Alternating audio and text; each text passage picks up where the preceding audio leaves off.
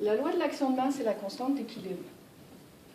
Le but de la vidéo, c'est de définir l'équilibre de façon quantitative, établir les proportions de réactifs et de produits à l'équilibre, calculer la constante d'équilibre de réaction à une température donnée. Cette vidéo fait suite à la loi de la vitesse de la réaction.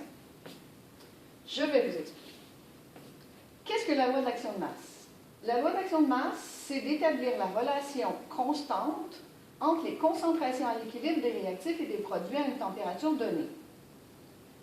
On fait attention, les substances qui participent à la création de la loi de l'action de masse, c'est-à-dire la relation entre les réactifs et les produits, doivent avoir une concentration et la réaction doit être à une température donnée, sinon la constante varie avec la température, donc il faut s'assurer d'établir la température à laquelle la constante a été calculée. Toutes les substances ont une concentration et la température est maintenue constante. À retenir, s'il vous plaît. L'équation hypothétique ici. Quand je travaille à établir la loi de l'action de masse ou à établir la constante d'équilibre, le cas est un cas de constante. Il va falloir faire attention de ne pas mêler avec le cas de la loi de la vitesse. Le cas de l'équilibre, qu'on va appeler KC, le petit c signifie un cas calculé à partir des concentrations, va être égal au produit des concentrations des produits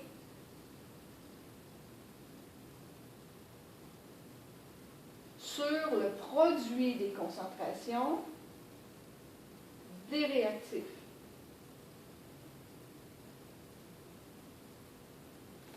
Dans le cas du calcul de la constante d'équilibre, les coefficients à l'intérieur de l'équation seront les exposants A et B. La constante d'équilibre n'a pas d'unité, par opposition à la constante de vitesse qui en avait une. La constante d'équilibre n'a pas d'unité. La constante d'équilibre va nous illustrer, on l'expliquera, sa valeur va nous informer sur quel sens de la réaction est favorisé. On y va de façon logique.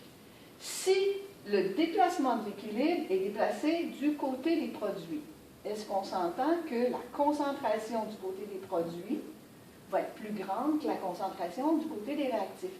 Donc, j'aurai un cas plus grand que 1 quand je favorise l'équilibre, on va favoriser la réaction directe. Si, par exemple, le cas est plus petit que 1, je pose la question, si le cas est plus petit que 1, ça veut dire que mon dénominateur est plus grand que le produit des concentrations du dénominateur est plus grand que du numérateur. Donc, si les A et B, c'est-à-dire les réactifs, sont favorisés, okay, ici on favorise la réaction directe à l'équilibre, tandis qu'ici, on favorise la réaction inverse. Posez-vous la question, si le cas là, il est tout près de 1, qu'est-ce qui arrive? C'est que le produit, les concentrations des produits sur les réactifs, c'est à peu près la même chose. Donc, l'équilibre au niveau du produit des concentrations est le même de part et d'autre. Première chose, on regarde comment établir la constante d'équilibre. Maintenant, je vous ai montré comment on établissait la constante. Maintenant, on peut faire une petite démo pour expliquer comment ils en sont arrivés à cette constante-là. Est-ce qu'on prend l'équation ici, là, I2 plus H2 donne 2I2. Équation à l'équilibre. Êtes-vous d'accord que le fait d'avoir la double flèche ici signifie que la vitesse de réaction directe est égale à la vitesse de réaction inverse? Si cette équation-là, elle est écrite telle qu'elle, module de vitesse, est-ce qu'on s'entend que la loi de la vitesse était quoi? V est égal à K fois le produit des concentrations des réactifs, comme ça. Les ordres, on les avait calculés. Bon, pour les besoins de la cause ici, on sous-entend que l'ordre est de 1 et 1, étant donné que c'est des coefficients de 1 et 1. Ça, c'est ma première équation de vitesse pour cette réaction-là. Est-ce qu'on est d'accord que, étant donné que c'est réversible, est-ce que je peux pas prendre cette équation-là puis la mettre au côté? Et je calcule, ça c'est comme si j'avais calculé la vitesse comme ça, là, direct. Et là, je le prends, je l'ai inversé. Regardez, lui, je l'ai mis là, lui, je l'ai mis là. Est-ce qu'on est d'accord qu'on est maintenant avec la réaction inverse? C'est-à-dire, c'est comme si lui jouait le rôle de réactif. Et là, je vais obtenir K. Ici, on pourrait mettre KD, là, KI. J'aurai HI, étant donné que maintenant, il joue le rôle de réactif à la 2. Si je suis en équilibre, est-ce qu'on est d'accord avec ma flèche comme ça? VD, VI, on a VD est égal à VI. On s'entend? Donc, si je prends mes deux équations, mon VD, c'est KD, parenthèse I2, H2, va être égal à mon autre, qui va être mon K indirect, qui va être HI à la 2. Le cas d'équilibre avec les concentrations, c'est le rapport de KD sur KI. KD sur KI. Je divise par KI des deux côtés, et j'ai ça là. KD sur KI. KI des deux côtés, lui, est réduit. Je divise par I2, H2 des deux côtés, et je me ramasse avec HI à la 2 sur I2 H2. Donc, est-ce que vous voyez que mon KC, c'est le produit des concentrations des produits, dans ce cas-là, j'en ai juste un produit, à la 2 sur I2 fois H2. Le KC, vous faites attention, c'est toujours produit sur réactif.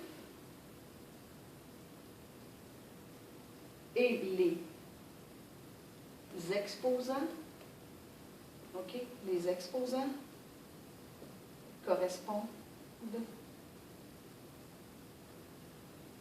au facteur stoichiométrique.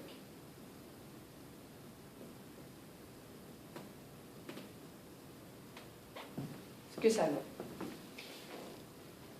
On essaie maintenant.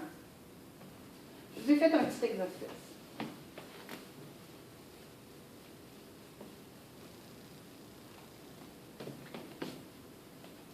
Tiens, je vous demande, établir l'expression de la constante d'équilibre pour les deux équations d'équilibre ci-dessous. La 1, le K, c'est et quoi? Toujours égal au produit des concentrations des produits sur les réactifs. On fait attention, tout le monde est gaz, tout le monde a une concentration, tout le monde participe au calcul de K. Donc, mon H2S, un S oublié, à la 1, son coefficient est sous-entendu 1. Sur, parenthèse, H2 à la 2 multiplié par S2 à la 1. C'est la façon d'établir les constantes d'équilibre. Pour le numéro 2, KC du numéro 2, constante d'équilibre basée sur ces concentrations. Alors, il faut faire attention. Mi CO 4 fois, il est gazeux. C'est beau, il participe. Mi est solide, n'a pas de concentration, donc n'a pas d'effet. La variation de la quantité de Mi dans la réaction n'aura aucun effet sur l'équilibre. 4CO gazeux participe aussi. Donc, j'obtiens comme constante d'équilibre le CO qui est un produit, son coefficient est 4, sur le NiCO 4 fois, qui est à la 1, je ne l'écris pas. Voici comment faire des constantes d'équilibre qui on appelle la loi de l'action de masse. La loi de l'action de masse, c'est de trouver la valeur de la constante d'équilibre. C'est bon, on fait des exercices maintenant, on pose des questions en classe si ça ne va pas.